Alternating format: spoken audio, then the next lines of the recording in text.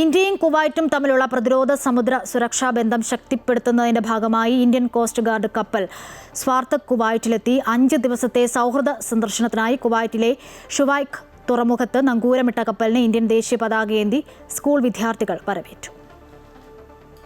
Indian embassy അധികൃതർ Indian വിദ്യാർത്ഥികൾ കപ്പലിനും ജീവനക്കാർക്കും ഊഷ്മളമായ സ്വീകരണം നൽകി.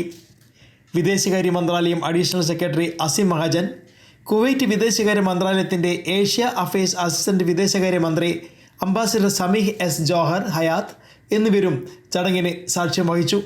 ഇന്ത്യൻ കോസ്റ്റ് ഗാർഡിൽ ഉൾപ്പെടുത്തിയ അത്യാധുനിക ഓഫ്ഷോർ പെട്രോൾ വെസലാണ് സാർത്ഥക്. സുരക്ഷ, പരിശീലനം, വിവരങ്ങൾ കൈമാറൽ എന്നീ മേഖലകളിൽ സഹകരണം ശക്തിപ്പെടുന്നതിൻ്റെ ഭാഗമായി കപ്പലിലെ ജീവനക്കാർ കുവൈറ്റിലെ സഹപ്രവർത്തകരുമായി നിരവധി പ്രൊഫഷണൽ ആശയവിനിമയ പരിപാടികൾ ഏർപ്പെട്ടു. പ്രധാനമന്ത്രിയുടെ 2024 കുവൈത്ത് സന്ദർശന വേളയിൽ ഇരു രാജ്യങ്ങളും ചേർന്ന് രൂപീകരിച്ച നയതന്ത്ര പങ്കാളിത്തം കൂടുതൽ ആഴത്തിലാക്കാനുള്ള ശ്രമങ്ങളുടെ ഭാഗമായാണ് പുതിയ നടപടി.